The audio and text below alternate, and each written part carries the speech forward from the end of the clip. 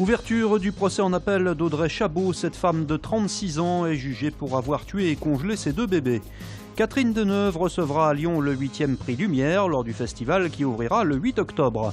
Enfin, des supporters ont suivi hier soir le match France-Suisse qui s'est soldé par un nul. Elle a trouvé que la première peine était sévère, notamment au regard d'affaires comparables à la sienne. Et puis elle a eu l'impression lors du premier procès de ne pas être entendue et comprise. Et elle espère que cette fois-ci, les choses se dérouleront dans des conditions où elle pourra s'expliquer parfaitement. Elle avait fait appel du verdict de première instance, la condamnant à 23 ans de prison. Audrey Chabot est rejugée depuis ce matin devant les assises à Lyon pour le meurtre de ses 2 bébés retrouvés congelés en 2013 à Ambérieu-en-Bugey. Elle avait déjà été condamnée en 2005 pour un premier infanticide. Selon son avocat, la question du suivi socio-judiciaire doit être étudiée. Le suivi psychologique n'a pas été réalisé de façon satisfaisante pendant la première incarcération, parce que les rencontres étaient très espacées. Et donc du coup, Audrey Chabot a eu le sentiment de ne pas investir totalement ce suivi parce qu'il était trop irrégulier et pas suffisamment sérieux pour qu'elle puisse s'investir. Et puis après sa libération, là le suivi a été quasi inexistant, en partie en raison des carences de ma cliente, mais également en raison des carences des services qui étaient chargés de l'assurer. Partie civile, l'ancien compagnon d'Audrey Chabot, c'est lui qui a découvert les bébés congelés et prévenu les gendarmes. Comme en première instance, c'est d'une part la reconnaissance pour M. Bouguedra de ce qu'il était étranger à tout ça. Elle a manipulé un petit peu toutes les personnes qui l'ont côtoyé, abordé, que ce soit de son employeur, de sa mère, de son père, de son compagnon. Elle ne s'est avancée que comme ça jusqu'à présent. Ce procès en appel doit durer jusqu'à jeudi.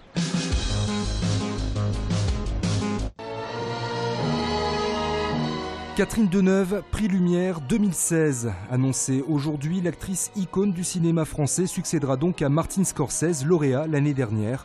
Plus de 100 films en 60 ans de carrière, couronnés par 2 Césars et une nomination à l'Oscar de la meilleure actrice en 1993. C'est donc l'ambassadrice mondiale du 7e art hexagonal qui sera récompensée à Lyon. Dès lors que nous souhaitions récompenser une femme, Catherine Deneuve est arrivée d'évidence, mais pas parce qu'elle est une femme, parce qu'elle est une immense artiste. C'est quelqu'un qui a un travail formidable d'artiste, pas seulement d'actrice, et puis qui sait choisir ses rôles, qui sait choisir ses auteurs.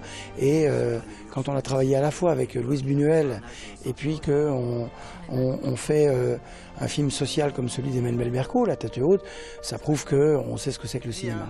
Au-delà de cet hommage à Catherine Deneuve, quelques surprises comme une soirée dédiée aux bronzés, mais surtout un large panorama de la riche histoire du cinéma. On ira du côté de l'Amérique et du cinéma muet avec Buster Keaton. Il y a un travail de restauration qui est fait sur les œuvres de Buster Keaton et qui mérite d'être montré. On aura des invitations à des noms de cinéma plus ou moins connus. L'une est très très célèbre, c'est la grande actrice chinoise Gong Li. Tout à sa place et mérite d'être comme ça dévoilé, remontré et revu sur grand écran. Le Festival Lumière 2016, c'est du 8 au 16 octobre prochain. L'agresseur présumé de 2 supporters belges et français dans la fanzone de Lyon écroué. Les forces de l'ordre ont interpellé jeudi un jeune Albanais de 17 ans soupçonné d'avoir agressé à coups de couteau les 2 spectateurs pendant la retransmission du match France-Albanie mercredi dernier. C'est une blessure profonde à un doigt qui aurait permis aux enquêteurs de le confondre. Le jeune homme, hébergé par les services sociaux à Perrache, a nié les faits. Il a été présenté samedi au parquet. Une enquête est en cours. Incident toujours en marge de l'Euro, des violences ont eu lieu hier soir rue de la Monnaie dans le 2e arrondissement de Lyon. Selon la préfecture, un groupe d'extrême droite lyonnais a attaqué des supporters anglais alors attablés à un bar. Ils ont fait irruption en jetant des bières, des tables ainsi que des chaises. 2 blessés légers sont à déplorer. Les supporters anglais s'apprêtaient à rejoindre Saint-Étienne où leur équipe affronte ce soir la Slovaquie.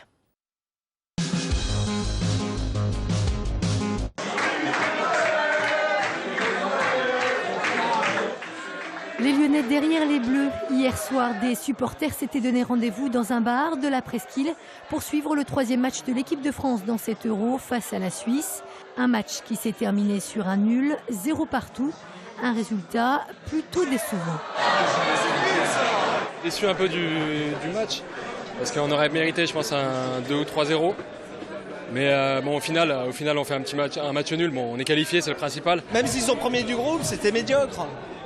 Ils peuvent pas aller bien loin. Voilà, tout simplement. On a mieux joué que les matchs d'avant. Après, le nul était recherché par les deux équipes sur la fin, donc résultat logique. Logique parce que grâce à ce match nul, l'équipe de France assure la première place de son groupe. Une première place synonyme de 8e de finale disputée à Lyon dimanche prochain. C'est finalement la seule vraie bonne nouvelle de la soirée pour les supporters. Premier du groupe, c'est ce qui est le plus important pour l'instant. Du coup, on va pouvoir profiter de ça à Lyon, donc ça va être vraiment sympa. Impeccable. Ça va être le feu à Lyon, on va mettre le feu et on va leur montrer que Lyon c'est la plus grosse ville de France et qu'on va mettre le feu. Si le rendez-vous est déjà pris pour dimanche à 15h au Parc OL, reste une inconnue de taille, le prochain adversaire de l'équipe de France. Réponse à la fin des matchs de poule mercredi.